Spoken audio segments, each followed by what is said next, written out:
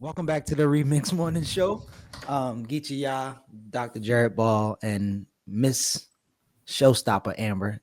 And finally, we got the good brother Max Haven. Sorry about the emails and trying to get you, and finally and whatever, but we've been having conversations on this platform to a great extent about the counterinsurgent argument of financial literacy. And we like to have a lot of fun on this. So yeah, welcome Max. How you feeling? Hey, doing well, thanks.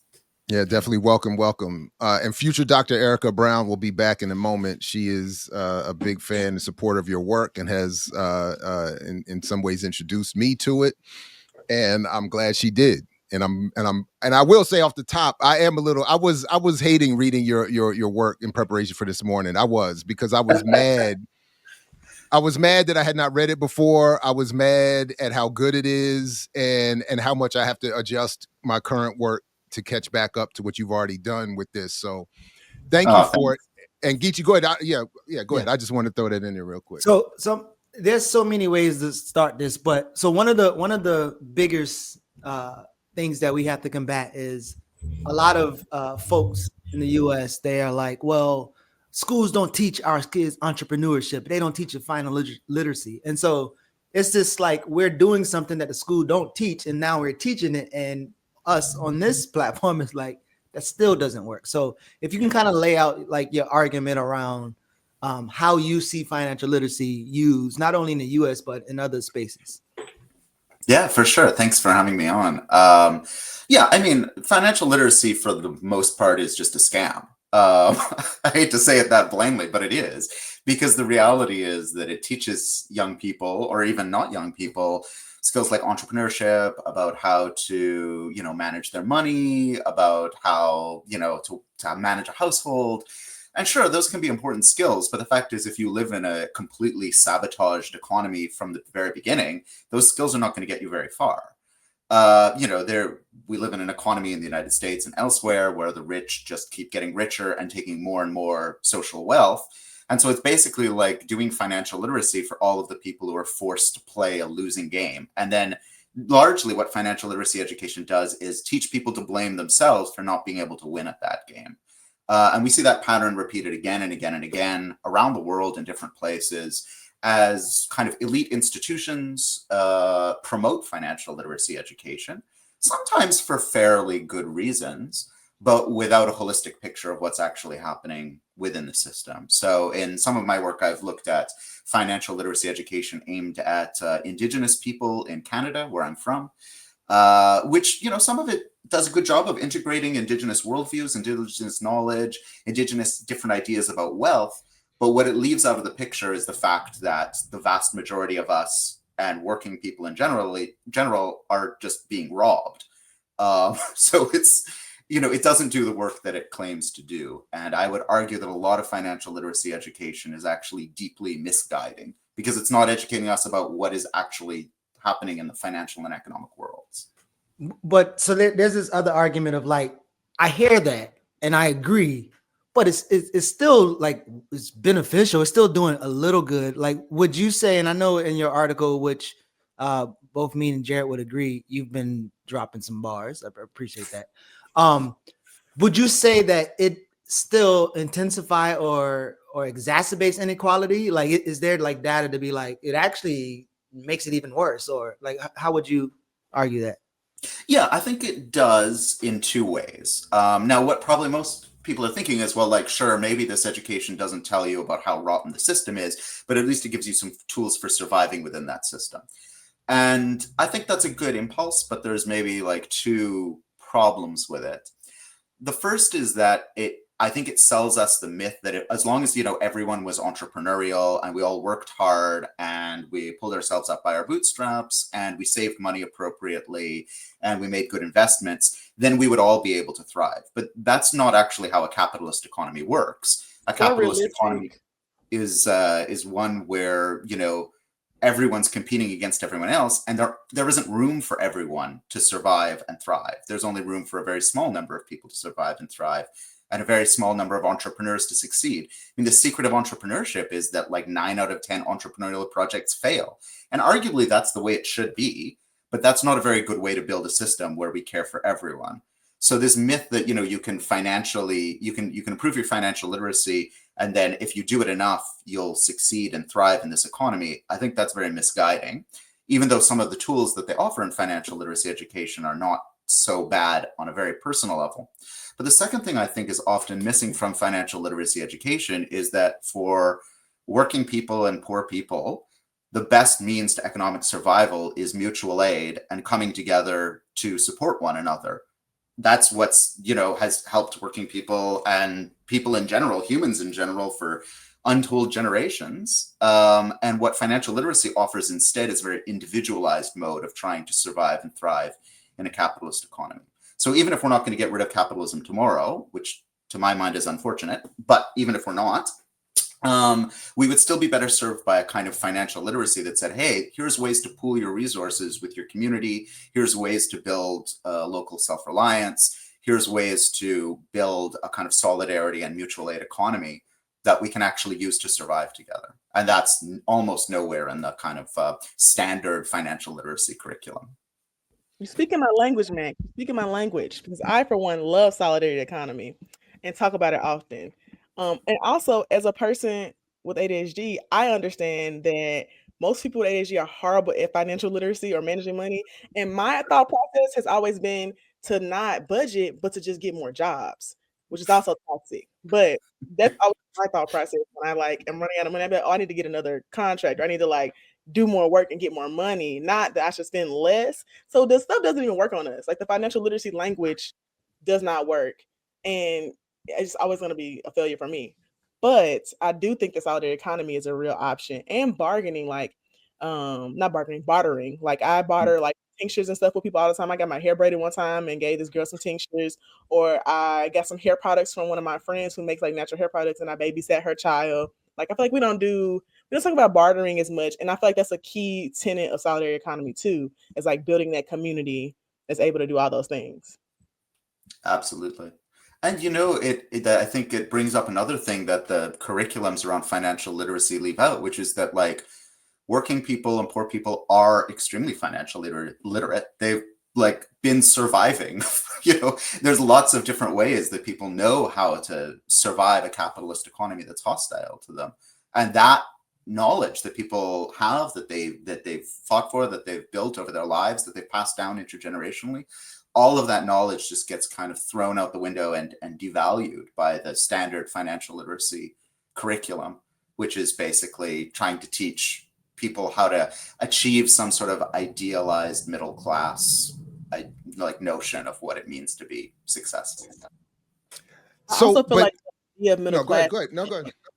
Oh, I was gonna say, I also feel like the idea or even the range of what middle class is has really been redefined over the last 5-6 years, because I've definitely made pretty okay money and still am not middle class.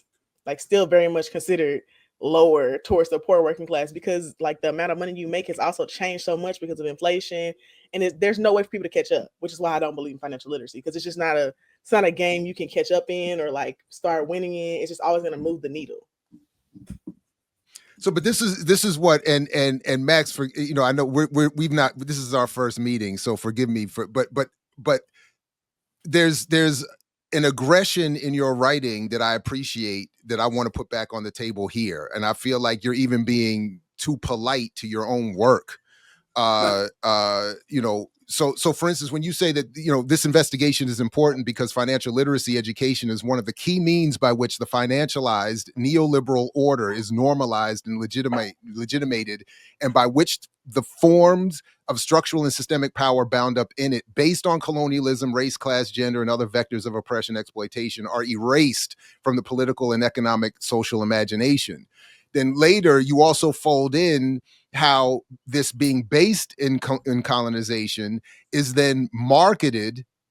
This is where I was starting to really self-hate and get upset, is this financialism is marketed as part of a way of blaming the poor, blaming the colonized, and encouraging them into patterns of behavior that will never end this relationship.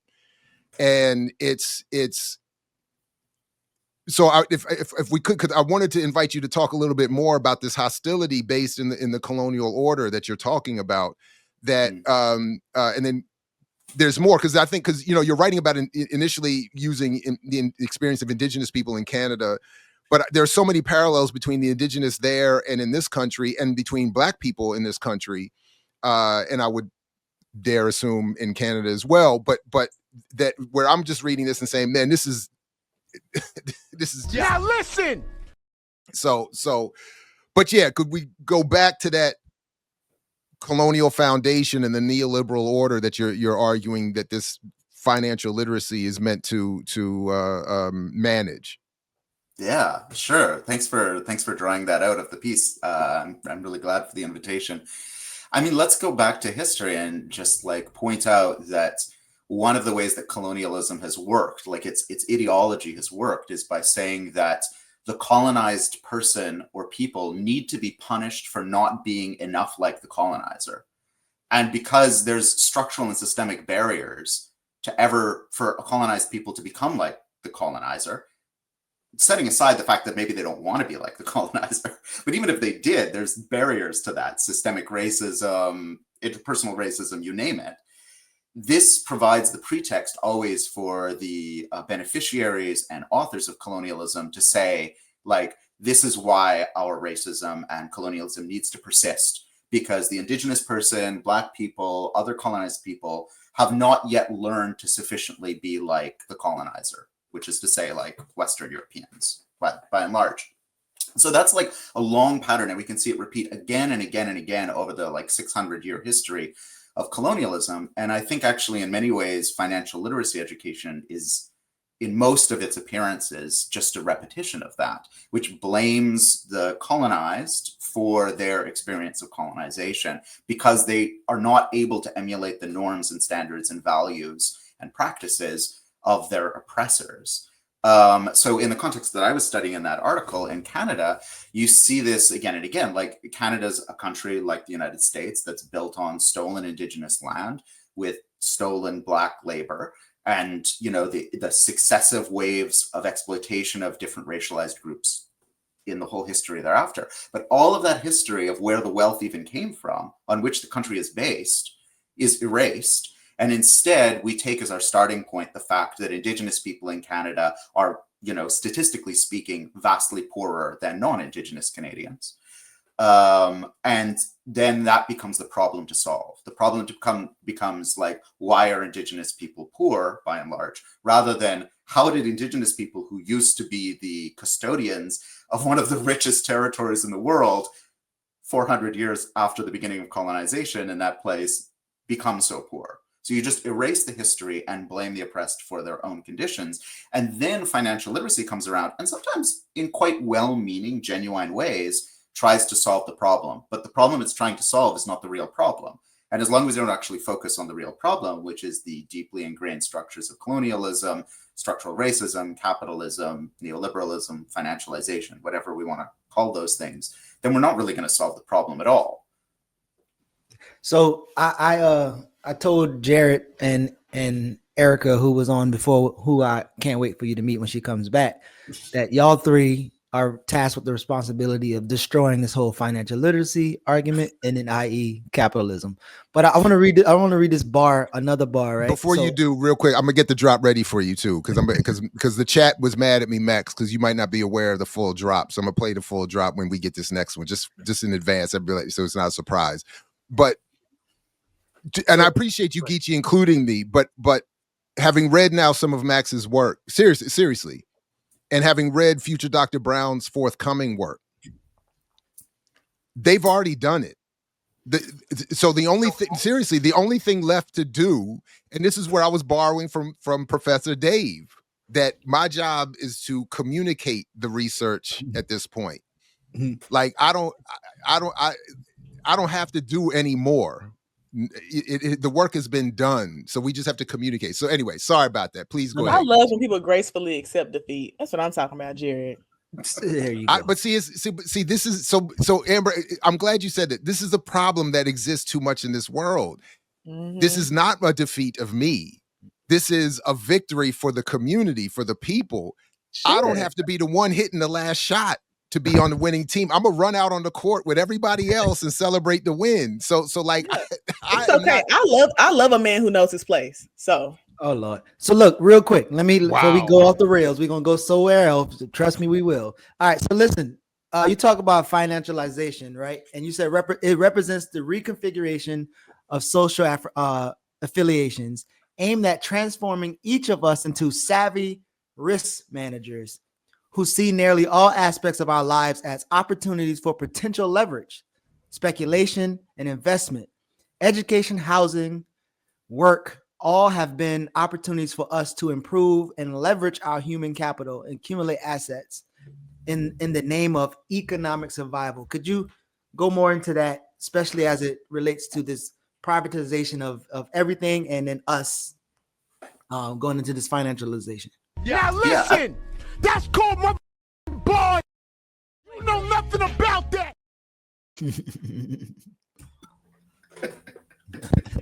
Nice. Yeah.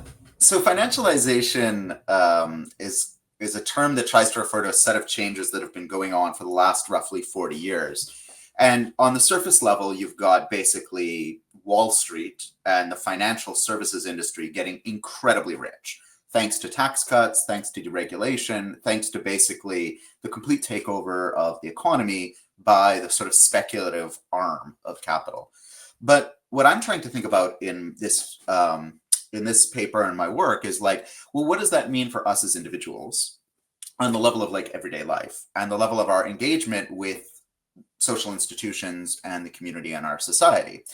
And so what I'm trying to look at is how we begin to reimagine ourselves in a world of financialization and how that system of financialization actually compels us to reimagine ourselves and relies on that. So in many cases, it comes down to us rethinking our way of belonging to society, what society owes us, what we owe to society, but in terms of us all imagining we're some sort of like miniature financier, as if like our life and everything in it is a bunch of assets that we should buy low, sell high, that we should basically be, leveraging all of our connections, our passions, our abilities, our skills to try and play the market as best we can.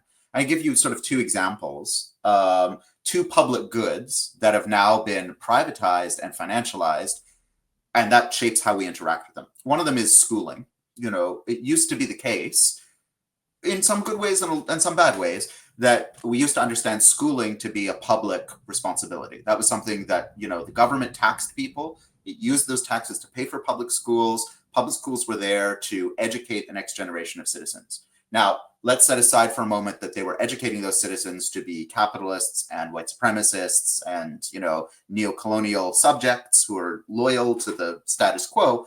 Set that aside for a minute, and just like the shift that I'm trying to say is that now those schools and universities are more and more privatized institutions where students have to pay high fees and where they don't imagine themselves training to be the next generation of citizens.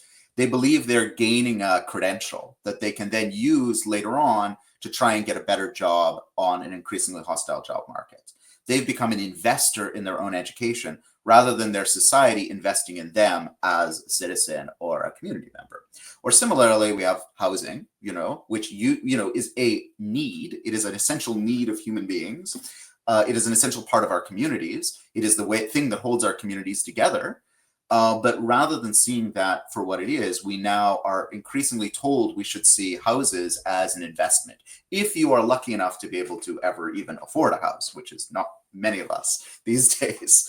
But we come to rethink our houses, not as shelters, not as places in our communities, not as anchors to be part of something meaningful, but as an investment that we're supposed to buy low and sell high in the future. And that's what's driving, for instance, the processes of gentrification, which are destroying neighborhoods and communities. It's what's driving property speculation, the financialization of housing more generally, where people's pension funds are being put into corporations that are buying up whole blocks of housing to gentrify and evict. So we've sort of seen all of these different aspects of our lives turned into financial assets to be gambled on. And we've been told that the only way to survive that is to ourselves become a gambler to the extent that we're able to. See, that's why we listen to you instead of that full of Buster Corey, who is fully engaged in privatizing education. But go ahead, Amber. Mm-hmm. One, I want to know who wrote that book first, Dr. Ball or Max? Look, I'm clarifying this in the chat. Max's work predates mine. I'm late to his work. So I'm just being very clear about that. So, I'm all for yeah. black men stealing other people's work. So, I ain't never gonna hold up, Amber. Hold up. Let me be clear. I have not stolen anyone's work. My work is seminal and very original on its own. See, this is what I'm saying. I don't mind. I know what I've done, so I'm good. You really need to laugh. That's why I don't have a problem. So serious. So no, I'm not. No. I don't be feel like I'm Max. taking it serious. I don't feel like I'm taking it seriously. I'm trying to clarity, because this is There's no need for clarity when it was a joke. Damn. Amber, I think maybe I don't know. Maybe I'm conveying something I'm not feeling. But hold on a second. I just want to make sure Max is clear that I'm not stealing his work. I am late to it, and much of what he argues, I wish I would have argued in the way he's arguing. That's really my point. Well, thanks. So yeah, but yeah, just to be clear, I got a lot of these ideas from other people who taught me, and they'll go through the cycle again and again. I think ideas, if they're good ideas, can't be private property. So the other question I want to ask is, are you going to write another book that talks about the actual solutions to like finances for people, like that delves more into like solidarity economy, like how do we look at the history of like bartering and bargaining amongst folks, like something like that? So before you answer, Max, I do want to jump in on this because this is where I felt an overlap in what we argue. And I felt preemptively, I don't know if you've gotten this, a reaction to some of the criticism I've gotten about solutions. And when I read this article that we read for today, a lot of how you conclude it is talking about, as I interpret it, a need to get past some of this mythology around what financial literacy is and is not, so that we can open up our imagination, our radical dreaming capability to come up with these other solutions. And that one of the things that inhibits us from even getting to what Amber's talking about and thinking seriously about it is that we have these fantasies about what it means to be in this economy and what we can do and why we're in the positions we're in. So I really appreciated that part of what you included in there as well. But yeah, sorry. Yeah, absolutely. Thank you. I don't think I'm going to write that book, at least not soon, because I think a bunch of other people are working on that in ways that are really inspiring. And I think to write that book really well, I would need to do a lot of traveling and a lot of talking to different community groups and a lot of listening to what they're doing and also finding out if they want me to tell their story. And I think some people are doing that. So I would definitely just sort of recommend those sorts of books and those sorts of things. I mean, a few of them come to mind. We just published in a series that I edit a really nice book called Pirate Care. And it's about illegalized forms of care that community groups around the world are practicing. So it begins with people going out and, in defiance of laws, rescuing people on the border or rescuing people in the Mediterranean who've been sort of abandoned by the global regime. But it talks in a lot of ways about how efforts to like care for the community and care for each other are being made increasingly illegal as, the kind of neoliberal regime turns into kind of an outright fascist regime in many places. And then I was also thinking a little bit about like Richard Wolff's work on democracy and democratizing the economy in the United States is really, I think, interesting. And that group, Democracy at Work, has a bunch of interesting examples too of ways that communities are democratizing the economy at the neighborhood level and really thinking through like, what does it mean to rebuild an economy from the ground up that is not going to be taken over by sort of our corporate overlords, and that can actually provide the necessities of life to people. I think those are some good examples. When you were talking about like college is a public good. I feel like I was in college right as I was seeing that shift. Like Mm, I started college in 2012, and when I was going to college, I definitely was doing it to like become a better person, like to learn more, and I felt like my school was very focused on that. But then after I didn't get like the job that I wanted and I got a master's, I felt like I was getting it for the credential. Like I was just like, and a lot of millennials, I feel like we're doing the same thing. Somebody in the chat mentioned mm, this book, Kids These Days, Human Capital and the Making of Millennials, that mm. I'm gonna definitely check out. But I Yeah. do feel like there's a good case study around millennials and how there was this immediate shift caused by like the way that we try to like, turn these public goods into things that are financial, in that like so many of us were going to college to like have the experience and become better citizens, and then it was like a immediate shift of like, oh, actually I need another master's degree or I need a doctorate so I can just like make the money that I need to make, and very much not about actually learning anything. Yeah. Yeah, So for sure. let me just bring back future Dr. Erica Brown to the show, who Max, I said earlier, even before I was aware, had introduced me to your work and is doing similar work. And as I said, has, in addition to what you've done, already proven this stuff to be, it's already wrapped up. So, but welcome back, Erica. You're on mute, Erica. Oh yeah. You are muted. Yep. I was just saying, can I fangirl for a second? Yeah. I'm so while she fangirling, I know you're gonna have a question after this, but another line that I want you to kind of go more into also, when you kind of talked about like this idea of risk takers and people who are abject at risk, and you was like, while the former are lionized for their independence from the state and their embrace of opportunities granted by our global market driven society, the latter become the targets of biopolitical surveillance and scrutiny. Could you talk about that biopolitical surveillance and scrutiny? Yeah, absolutely. And apologies to your listeners for the obtuse academic language at times. It's trying to get a lot of ideas across in a short period of time in that article. So, but thanks for the opportunity to spell it out. I mean, speaking of stealing ideas, I stole this idea of like the world of the at-risk and the risk takers from my late postdoc supervisor, whose name was Randy Martin. I worked at NYU. And the thing that he pointed out is that, in this new capitalist society we live in since like the 1990s, which, is exactly this, the period that the millennials came up in, we've seen this kind of shift where we're told that class no longer exists, where there's no more working class or ruling class, and everyone's just middle class. And of course, that's nonsense. I mean, actually, the working class is bigger than it's ever been. The rich are richer than it's ever been, and the middle class is smaller than it's been in decades. But we're told that there's no more class, and instead, what we're told, sort of by the voice of the system in a large way, is that everyone should just be responsible for managing the risks of their lives. So it's up to you to take whatever assets you have, whether that's money, housing, family wealth, or just like your own body and your ability to work. And you're supposed to find the most advantageous way to invest those assets for future return.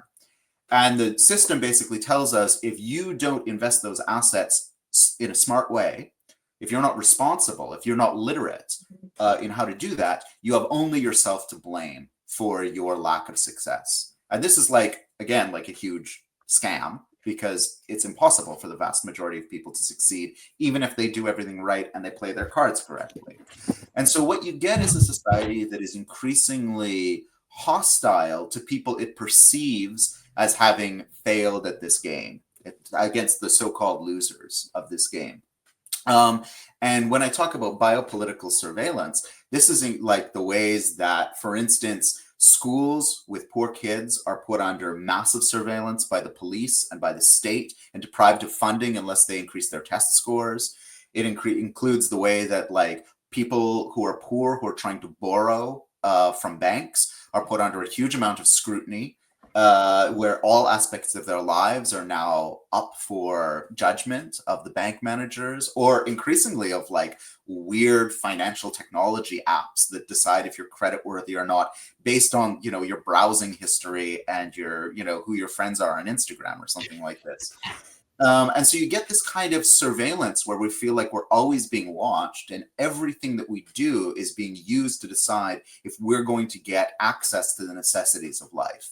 And that's the meaning of this idea of biopolitics, ultimately, is that it's a system where the economic system decides who lives and who dies, who thrives and who suffers, based on criteria that most of us can't even understand, let alone begin to track and challenge. And when we do track and challenge it, we're accused of supporting, you know, people who are framed in the ideology of the system as parasites, as people who didn't take the right risks, who are lazy, not hardworking, blah, blah, blah, all of this nonsense, and who therefore deserve their fate of being sort of socially abandoned. So, Again, Max, sorry. No, I was just killing the dead air with, Now listen. that's it. But go ahead. That's bars, right?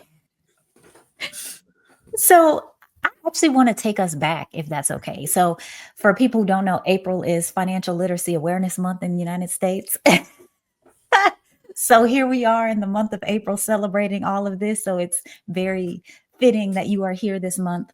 But I am trying to sort of get to some of the roots of where all of this comes from, right? So if I think back to, in the US at least, this President's Advisory Council on Financial Literacy that got formed back after the Great Recession, and bringing together all of these people in university and people in private industry, and talking about the importance of financial literacy in K-12 schools and universities and all of that. Or even if I go back to Nixon, and I'm thinking about how we, you know, traded Black power for Black capitalism. Do you have you sort of gotten to like the roots of where you think you can point to this period in time when financial literacy sort of kind of rose and took over to kind of what we see now? I think you could probably trace it to a number of different starting points, and some of them go really far back to you know, even to the days of colonialism and slavery, where there was a kind of like benevolent people who thought themselves to be benevolent colonists or slaveholders, who are like, you know, the reason I'm benevolent is because I believe in educating these people rather than just exploiting them in horrific ways. And so you have a kind of, and this also happens, I'm in the UK right now in London. You also see it happen even in the heartland of the colonial empires, where, you know, the ruling class, there's like a benevolent side of the ruling class that are like, no, we shouldn't just work all of these workers to death and deport them to the colonies. We should educate them. And of course, like, I'm an educator. I've dedicated my whole life to education. I believe in education. But the question is, like, is education going to be about empowering people to resist a system that's exploiting them and replace it with something different? Or is education going to be about teaching people how to survive and, you know, reproduce that system? And I think the second is where a lot of this education goes historically and in the present. So more specifically, I think, yeah, you're exactly right. I think in the Nixon era, we begin to see all of these efforts to try and solve the problem, like the racial tensions that have been created by post-war capitalism in the United States through these educational initiatives, which is really trying to undermine the civil rights and Black power struggles of the time by saying that, no, you don't need to rebel and change the system. You just need to figure out how to teach young people, or even not young people, how to survive in the system.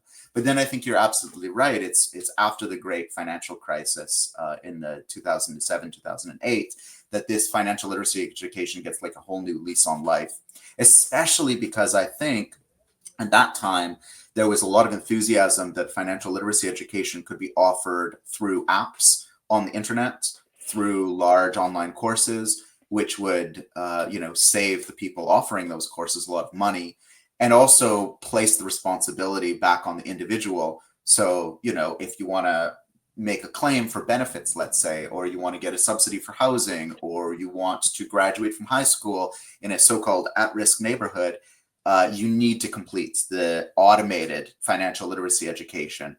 And then the claim from the system at large is, well, we gave this person the resources to thrive. If they haven't thrived, it's their own fault because they didn't use the resources appropriately. And it's so frustrating because I'm in the middle of doing data collection for my dissertation now. So I'm interviewing people, and my dissertation is focused on Black Americans. So I'm only talking to Black people for this, right?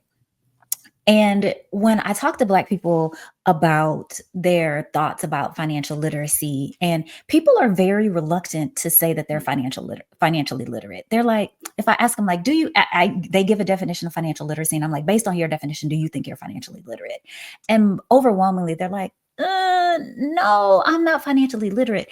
And the thing is, because I think people inherently understand that the financial system is complicated and it's convoluted, and it's like, there are all of these barriers in the way. But the part that just is so, I guess the part that I'm not able to reconcile is how, despite I think people inherently know that they can't know all the things because there are too many things to know, that they still want to participate. Like, there is still this very deep desire that, yes, I still want to invest in real estate. And yes, I still want to invest in crypto, and I still want to day trade. And I just cannot in my head put it all together. Except for, because I'm talking to Black people, I also feel that we have this very deep need for citizenship from this country, right? Like, we want to be full American citizens. And so I feel like there's something there, but I'm not really sure what it is. So I'm kind of like asking a question that's not a question in terms of, how are you able to, or have you been able to reconcile, like, I think people's inherent understanding that the stuff is hard, but also still desire to overcome it? Yeah, it's such a great question. I'm so confused by it too. I mean, I guess maybe I'd think about like a casino too. Like, lots of people go into a casino and play slot machines, but have no idea how a slot machine works or the odds that are in the slot machine. And, like the thing about imagine that like your whole survival depended on playing those slot machines. Every day you'd go into the casino and you'd just shrug and be like, well, I know how to pull the lever, and I have my own ways of controlling the situation. Like, like lots of people who gamble, they're like, okay, this is how I gamble. I do this much each day, blah, blah, blah. And that's, to me, it feels like what financial literacy education a lot of the time is. It's like teaching someone whose whole life depends on gambling to gamble a little more prudently. But the bigger question is like, is this the way we should be running our lives? Should life be a casino? Yeah. And that's the thing that like they just have to erase. But yeah, and I would just say, I mean, to what you were mentioning about people feeling iffy about financial literacy, I would just say on both like a level as a scholar and as a human being, I'm definitely not financially literate. Like, for sure, I mismanage my money all the time. And I've been studying financialization and capitalism for 25 years, and I still don't know what's going on. I'm always surprised. Yeah. Go ahead. No, go ahead. No, go ahead. So really quick, I wanted to bring in the question from the chat too, but as of August 2024, 26 states have legislation requiring high school students to take a personal financial course or finance course, or have financial literacy integrated into their curriculum before graduating. The first question is, what does that mean? What's happening with that? And then somebody asked about a board game that you're kind of working on. Maybe say it. Let us know if we need to advocate to put your board game. I'd love to pitch it. Yeah, I mean, okay, let's maybe look at that thing about the legislation of financial literacy from two perspectives. Like, from one perspective, we could see that as well-meaning legislators who are thinking to themselves, oh, kids, the cost of living increase, economic crisis, some maniac is just blowing up the global economy because he thinks he understands economics and he happens to be president. People should have skills to navigate a hostile economy. Let's make sure that they don't graduate high school without some of those skills. And this, most of the educational curriculum was written 150 years ago. We should update that curriculum to include things that are meaningful for students today. That's perspective one. Perspective two, from a critical perspective, is this is a way to fail students, because like it's one more hurdle in the way of students who are trying to graduate high school that forces them to learn and internalize a way of thinking about the world where they are the individual risk taker. They need to manage their finances. their own individual survival is their personal responsibility.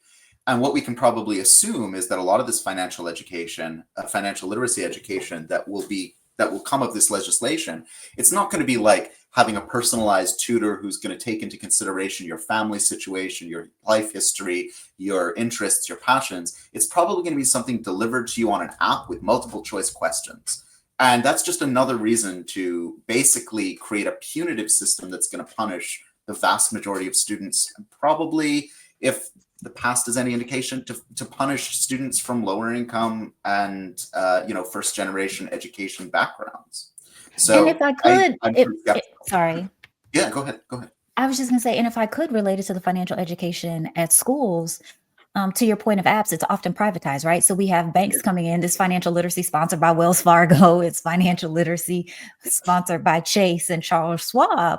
And so essentially they are like mining for customers and clients, right? So they're building these relationships early on, and they're trying to create these students who will then be loyal to them later when they actually do maybe have a little bit of money that they can save.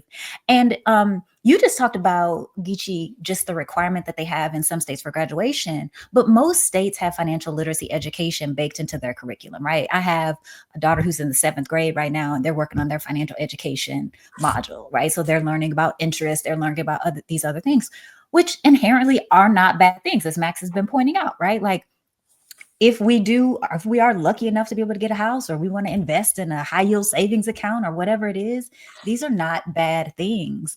But back to the point of harm, if we're just creating students and trying to help them discipline themselves, which is what this education does, right? So indoctrinating them to discipline themselves. And then when they're out in the world, man, it's so bad. I can't save any money. I can't buy a house. I'm not good enough. And that's the part that is just really heartbreaking, is that it does all get internalized. And then now I don't need the system to discipline me because I'm doing it myself. Yeah, absolutely. And, in Canada, where I did my research, you get these weird things where, like, the same banks that are sponsoring the financial literacy education are the ones who are financing and have been financing the theft of Indigenous land. And now they're lecturing Indigenous people on financial literacy. I mean, it's almost like a dystopian, like, world building project in some way. It's like something. And the main one's getting fined by regulators for breaking all the laws and still allow them to come in our schools. Anyway, sorry, Amber. I was just going to add that I like that Geechee brought that up, but I also will say that we were already doing a lot of that financial literacy stuff before they were state laws, because like the curriculums, the local school districts required them.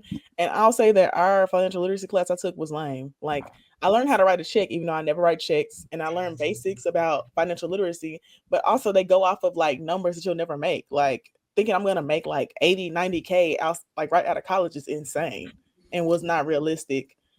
So I just don't think that they were worth it, but they are required to graduate. And so I do see it can be a barrier for some people. But I think now with the whole app thing, somebody probably will just get the answer to somebody and pass the class pretty easily. But back then we were struggling. Like, the lady was like, you didn't write that check right. I had to go back and learn to balance the checkbook. It was too much. I said, when am I ever going to use this? And I never have. So Max, when I was living in the UK, I shared with Jared that I saw signs and people talking about circulating the black pound, like they circulate the black dollar. And I don't know if you engage Jared's work, but if you haven't, maybe Jared can explain a little bit about the buying. It's not. Power. But go ahead. Well, the circulating is not my. But so again, well, feel free to say what you want in response to that, Max, of course. But I think that there's another more powerful overlap in our work, or in certainly in my interests, that you write about in this article, that actually dovetails with the example that Geechee's talking about, but in the context, in your example here of the white working class. And I know that might sound to some odd, but I just want to, if I can, I'll just share this section here and ask you to respond about, I'm not sure if I'm pronouncing the name correctly, but when you make reference to the work of Hogarth, you say this he's writing in the 50s about working class England, white working class England. But the overlap in what you say here to me is wild in terms of what happens here with all of the mythology targeted black communities. So it feels like this is part and parcel of just a general colonial process. So, for instance, at the end here, you're talking about, in this sense, literacy, far from being an enlightening and uplifting force, has been press ganged into the service of class interests, conscripting the working classes to a more conformist and conservative culture that, as Hogarth rightly feared, would eventually give rise to neoliberalism and the likes of Margaret Thatcher. So just quickly, as I'm reading that, if you please tell more about that story, if you know whatever because it's a fascinating part of your article. But when I read that, I'm thinking, so this is what's done to Black communities here in terms of the claim that financial literacy or literacy in general will be this uplifting and enlightening force, but is really packed in with a bunch of neoliberalism that will produce, in terms not the likes of Margaret Thatcher, but will, in our context, produce the likes of John Hope Bryant and that whole guru class.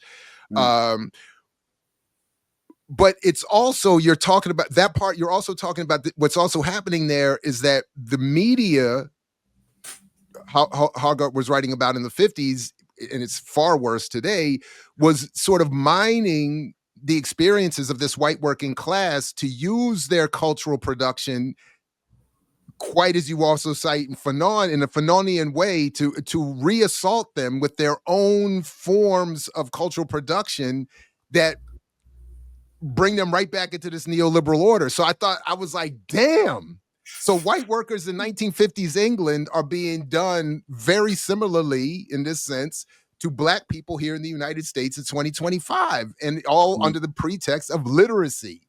Yeah. Yeah. Yeah, absolutely.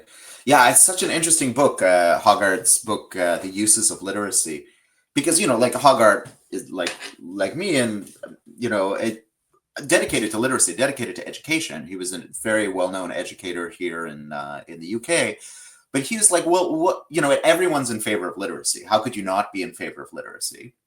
But I think in the best tradition, he's like, no, I'm going to actually look at this and see what's going into it. And essentially what he says is like, okay, after, in the 20th century, the UK starts to institute public schooling. They teach working class kids how to read. But what are working class kids doing with those skills?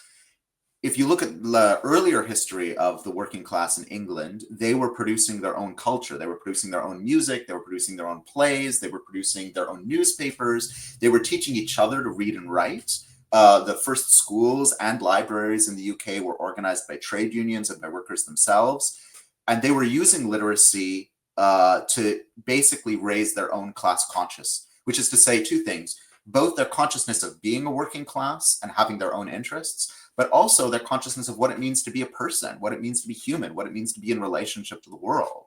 Consciousness raising in the more modern sense of the term.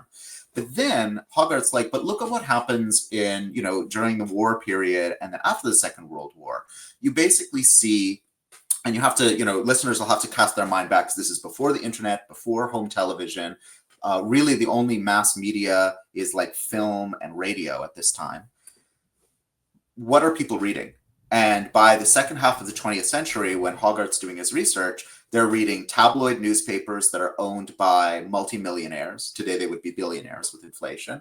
They're reading like commercial novels that promote kind of like, detective novels, westerns, romances, things that just reproduce the dominant ideology.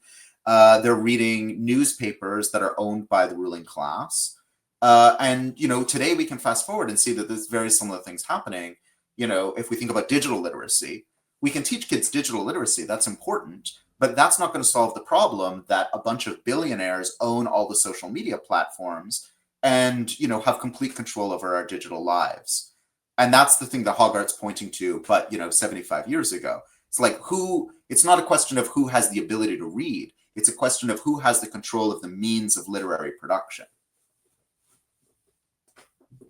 That's when you're supposed to hit the button, Jared. Now listen, that's called That's when you supposed to hit the Ford, button, Jared. it's the StreamYard studio. It's the fault of the studio setup. It's too clunky. I need a quicker. If I had if they don't let us set it, it should be a keyboard triggered. Could I Yeah, that say was something hard. related to literacy that I've been thinking about? And so like all of these multiple literacies, right? Like again, when I ask people if they think they're financially literate, they hesitate. They're no. You ask people if they're literate, and people are like, yes, I'm literate. I can read and write. And so I'm wondering, with sort of this infiltration of all of these multiple literacies, you're talking about financial literacy, digital literacy, media literacy, all of the other literacies. What I think, and that shift is that we've lost the basic literacy. And so now I think we have like a community, a population, a citizenry that is not able to comprehend and think critically on a bunch of different levels in terms of the things that they are ingesting, because they have to spend so much energy dealing in these other literacies. And so do you have any thoughts about how that emergence of things has sort of been detrimental to our overall literacy in general? Oh yeah, I think you're absolutely right. It's a really good point. And I think, we're at a major moment of technological transition as, new streaming media, social media, digital media are really transforming our lives. And those moments are really volatile because we're trying to develop the new literacy skills to deal with them.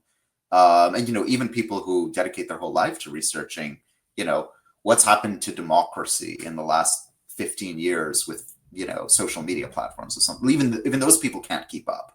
So I think we're all dealing with a huge amount of overwhelm. That overwhelm is being compounded by the fact that now we're carrying around in our pockets 24-hour access to streaming media and other things. These media are being controlled by corporations that are basically hacking into our brain. There's a bunch of neuroscientists working at, Instagram and Twitter/X and whatever else, trying to figure out how to basically addict us to our phones. I think that leads to a situation where even though we have a lot of skills and a lot of critical capacities, we're constantly feeling like we can barely keep up. And I think what it leads to is we look for media that makes us feel comfortable, that reaffirms what we already know, that tells us what we already think, because that gives us a sense of comfort that we can understand and deal with the world. But that's, of course, very dangerous because a lot of the time what we've been told to think and what we think is normal is ideological garbage. And so you get a lot of people, I think, who are gravitating towards really reactionary media, not because they even necessarily agree with it, but just because it's not challenging to the status quo that they believe in. And that presents a huge problem to educators and also to media makers like you folks as well. Ooh, media makers. I like that term. I do have one last question that someone asked in the chat that actually I want to know too. Can you distinguish social class from income and how that delusion makes us all believe we are almost wealthy? Oh yeah, that's such a great question. So I'm gonna try and describe with words what I usually show when I'm doing both popular education for communities and also in my university classrooms. So bear with me because I'm going to try and describe it. So when we think about class, we're usually talking about three distinct things, but we lump them all together. And the listener is really correct that when we lump it together, the system plays a trick on us. So on the one hand, we have, income, basically. Like socioeconomic status is the fancy word that sociologists give to it. But it's basically like your income and your access to networks of power in your society. So that's one thing that we usually think of when we're talking about class. And basically that comes down to like, are you rich or are you poor? Are you part of the middle class? Are you part of the working class? Then we have a second category of class. And that's usually how we judge people's cultural tastes. So like, are you into like highbrow culture? Are you like going to the opera and, the art galleries and whatever? Or do you have middlebrow tastes? Or do you have like what are called like lowbrow tastes? So these are all like really prejudicial categories, but it's the way that we've been trained to think about things. Like, are you, watching soap operas, which are considered like low class, or are you watching, you're reading like great works of classic literature, which is allegedly high class stuff. So we have this second way of thinking about class that's about our tastes, what we like to consume in the world. And then there's a third way of thinking about class, and this one has been made almost completely invisible by the system we live under, which is like, what is your relationship to the means of production of your society? Means of production here is like the way that, not just wealth, but the way to produce wealth. So the means of production are like, do you own a newspaper? Do you own a telecom? Do you own a factory? Do you own land? Do you own a means to produce wealth in your society beyond just your own body? And beyond maybe like owning a house where you rent a room to someone. Like, do you own a bunch of apartment buildings that you can rent out? That third question about your relationship to the means of production is actually the most important, because it tells us like what side you are ultimately on. I think fundamentally, it tells us like, are you on the side of working people who are having their time and their bodies and their lives exploited? Or are you with the ruling class who is benefiting from that exploitation because they own them, they're and holding at ransom the ways that our society produces wealth? We tend to focus all the time on like, okay, how much am I bringing in a month? How much do I have in like crypto? What's the value of my house that I might be able to sell at some point? That's important. It's important to our personal lives for sure. But when we're thinking like sociologically about our whole society, the important question is to keep us focused on like who actually controls the wealth, who has the investments, who's controlling the corporations, and what are their desires and wishes and interests, and what are the rest of ours. And so we mystify ourselves thinking about income, but we also mystify ourselves thinking about, well, like, oh, that person is out there, you know, dressed in nice clothes or going to like the opera, they're the problem. Or this person needs to change because they're watching like WWE or, you know, listening to music that we don't think is smart or good. Like those things don't really matter. You can listen to whatever music you want. You can go to whatever entertainment you want. Also, like we're horse trading in terms of the middle class. Like, does someone own their own home or do they rent? Does someone work as an assistant or are they a manager? All of those things don't matter as much as this bigger question in that third category, which is like, who actually owns the means of production? What are their interests? And how are they, you know, getting what they want at the expense of everyone else? Now listen. Aha. Aha. That's better.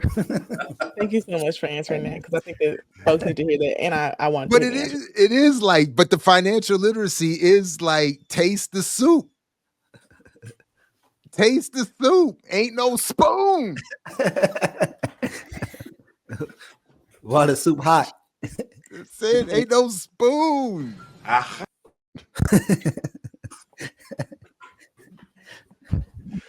I also think people saying that, you know, you got to be financially literate to own a home really isn't working on the millennials, because we don't want to own no fucking houses. And I think that that's pissing them off. So we got to find a different direction to reel them in, because I have never in my life wanted to own a house. It's not my thing.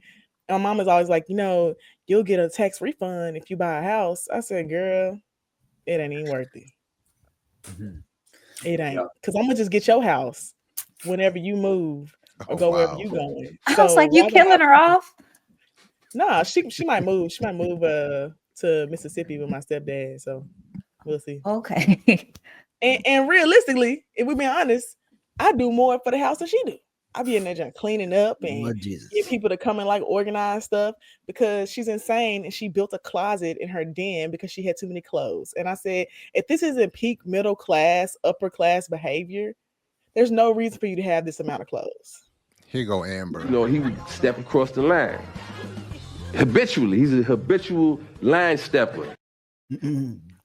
Listen, y'all off the rails. But Max, we really appreciate you coming through and absolutely. Your work. And I'm telling you, you, Amber, and Jared, y'all the hit squad for financial literacy, and I'm gonna need y'all to just put them to bed. So thanks so much for having me. He meant Erica, you guys. He meant Erica. Erica, yeah, my bad. See what I'm doing? See, Erica has a show called Brokers with her co-host Amber, and I always just call them Air Amber. Another so I'm gonna call you Air Amber.